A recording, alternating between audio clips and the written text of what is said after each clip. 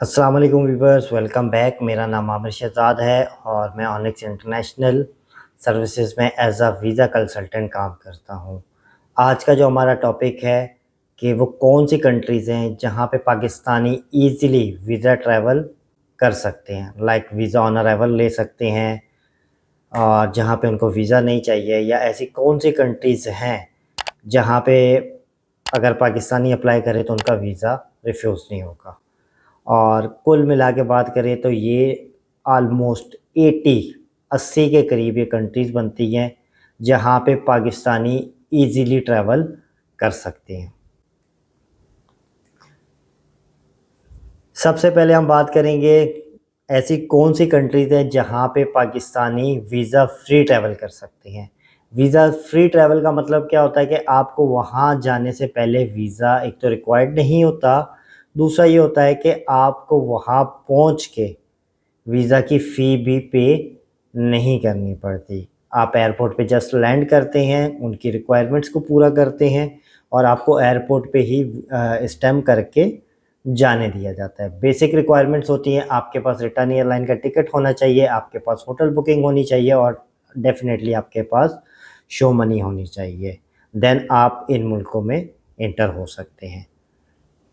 अच्छा, बात करें तो यहाँ पे हमारे पास लिस्ट के अंदर सबसे पहले आ रहा है एंडोरा, यूरोप के अंदर आता है। इस पे एक कंडीशन अप्लाई होती है, क्योंकि इस मुल्क को आप जो एक्सेस कर सकते हैं वो फ्रांस या स्पेन के ज़रिए कर सकते हैं। इसका अपना कोई एयरपोर्ट नहीं है, तो उसके लिए आपको फ्रांस या स्पेन या कोई भी शेंजन मुल्क है उसका वीज़ा आपको रिक्वायर्ड है।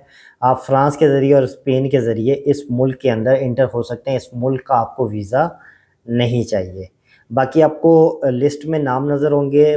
फर्स्ट कॉलम के अंदर मैंने कंट्रीज़ के नाम लिखे हुए हैं, सेकंड कॉलम के अंदर मैंने मैक्सिमम टाइम लिखा हुआ है कितने दिन तक आप वहाँ पे रुक सकते हैं, और तीसरे कॉलम के अंदर मैंने कंडीशन लिखी हुई है। बाज़ वीज़ाज़ के ऊपर कंडीशंस होती हैं, लेकिन लाइक जैसे बरमूदा का है तो इसमें आपके पास वैलिड एंट्री वीज़ा होना चाहिए, कनाडा का, यूएसए का या यूके का, और वो वैलिड होना चाहिए और उसको एक्सपायर अभी होने में 45 डेज़ से ज़्यादा ना रहते हों।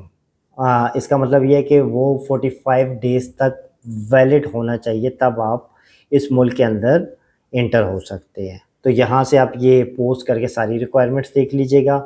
चलते हैं नेक्स्ट के ऊपर। अच्छा, यहाँ पे हमारे पास वो कंट्रीज़ हैं जिस पे आपको वीज़ा ऑन अराइवल मिल जाता है। वीज़ा ऑन अराइवल से मुराद क्या होती है कि आप उस मुल्क के अंदर लैंड करते हैं और वीज़ा आपको एयरपोर्ट के ऊपर ही ग्रांट किया जाता है। रिक्वायरमेंट सेम ही है, आपके पास रिटर्न टिकट होना चाहिए, होटल बुकिंग होनी चाहिए और शो मनी होनी चाहिए। तो कंट्रीज़ देखते हैं। ये हमारे पास ऑलमोस्ट 15 कंट्रीज़ हैं जिसके अंदर काफ़ी सारे नाम हैं, स्क्रीन के ऊपर आप रोक के देख लीजिएगा। इसमें जो सबसे इम्पोर्टेंट मुल्क यहाँ पे मुझे नज़र आ रहा है वो है मालदीव। मालदीव बहुत ही खूबसूरत मुल्क है। अगर वहाँ पे आप जाते हैं तो आपको नेचुरल ब्यूटी, वहाँ पे आपको आइलैंड्स मिलेंगे।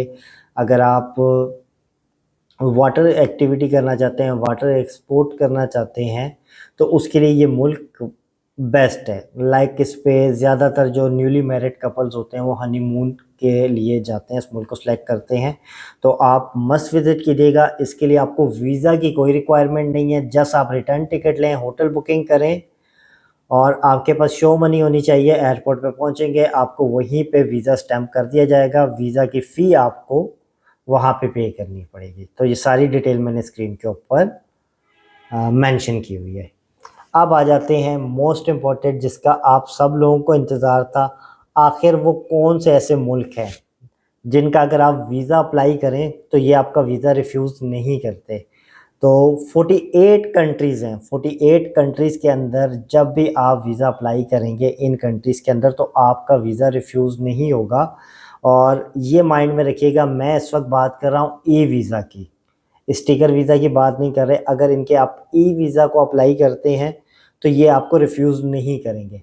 ई वीज़ा क्या होता है? बेसिकली एक पेपर फॉर्म के ऊपर आपको वीज़ा इशू कर दिया जाता है जो कि आपके पासपोर्ट के ऊपर पेस्ट नहीं होता।